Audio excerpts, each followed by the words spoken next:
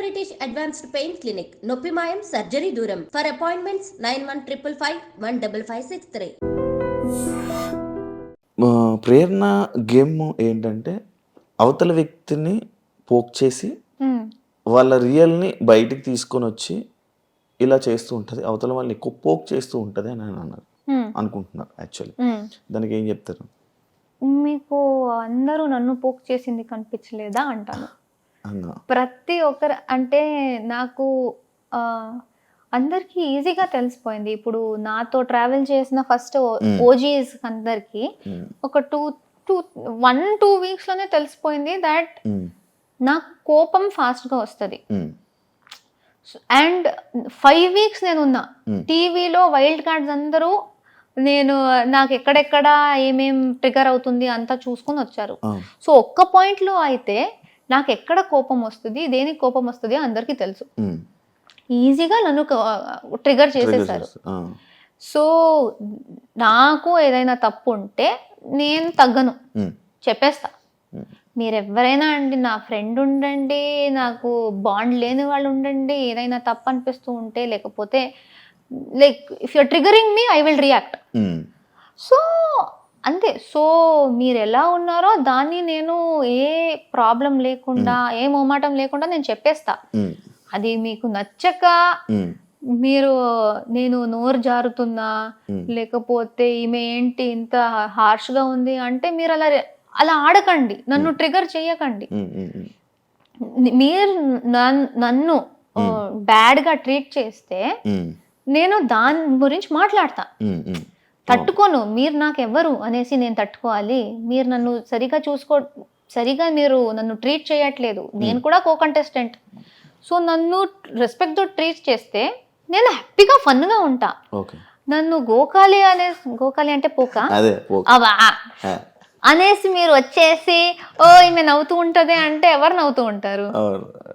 అలా సిచ్యువేషన్స్ లో మీరు హౌస్ లో సీజన్ 8లో మీకు ఒక బిరుదు వచ్చింది, నోడుదోల అనేసి ఒక బిరుదు వచ్చింది. హౌస్లో ఎవరైనా ఇలా నోడుదోల పర్సన్ ఉన్నారంటే అది ప్రేరణ. లైక్ కొన్ని విషయాల్లో కొన్ని మాటలు విసిరేయడం, సిగ్గు లేదా, ఫక్ ఆఫ్, మళ్ళీ రాక్షసి ఏదో వర్డ్ వదిలేరు. ఈ వర్డ్స్ అన్ని ఎందుకు వాడడం జరిగింది ప్రేరణ? ఇప్పుడు నేను సారీ అనేది రెండిటికే.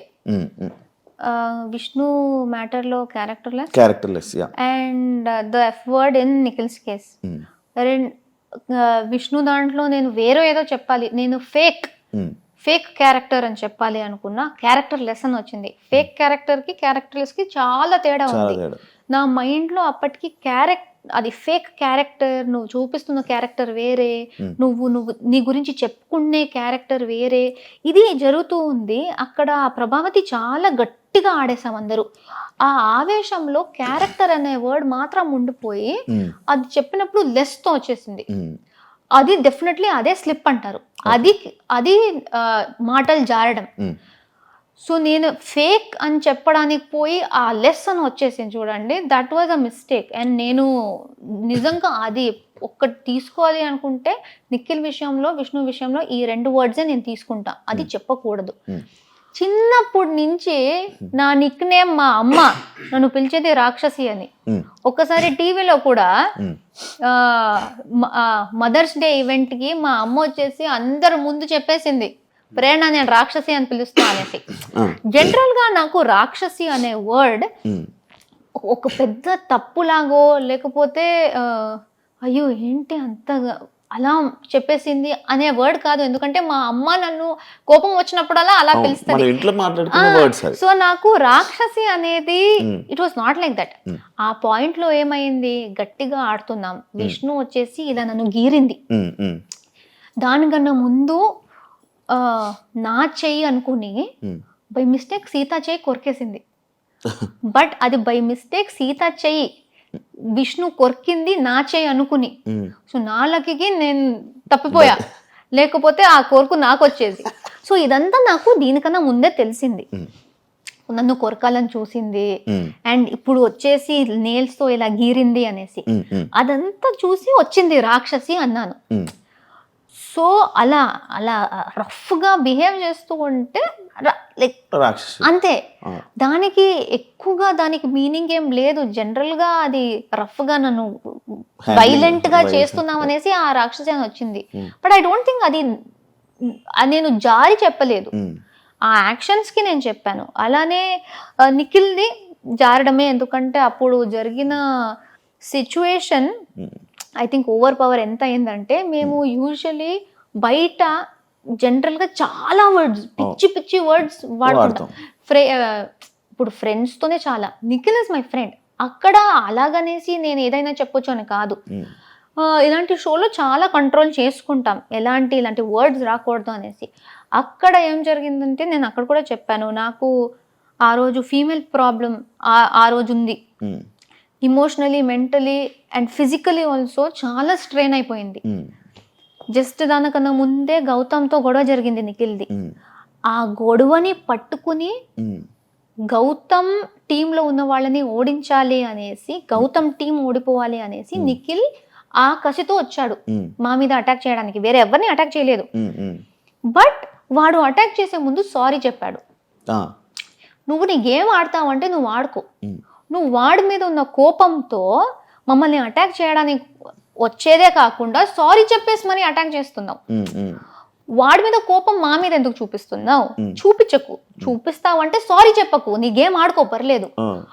సో ఈ overall emotional mood swings plus వీడిలా ఇది జరగడం, ఇదంతా కలిసి ఏదో పాయింట్ లో నాకు తెలియకుండా అది వచ్చేసింది. అది బయటకు వచ్చినప్పుడే నాకు తెలిసింది ఇలా చెప్పాను అనేసి. ఎందుకంటే నేను ప్లాన్ చేయలేదు. అది ఇలా బ్లర్ట్ అంటారు కదా, I blurted it out, a thought లేకుండా. And that is also very wrong. అదే బయట వాడు నాకు చెప్తాను, నేను వాడు చెప్తాను, అది సీరియస్ గా ఉండదు. కానీ ఆ సిచ్యువేషన్ లో అండ్ ఆ షోలో ఇట్ ఇస్ వెరీ రాంగ్.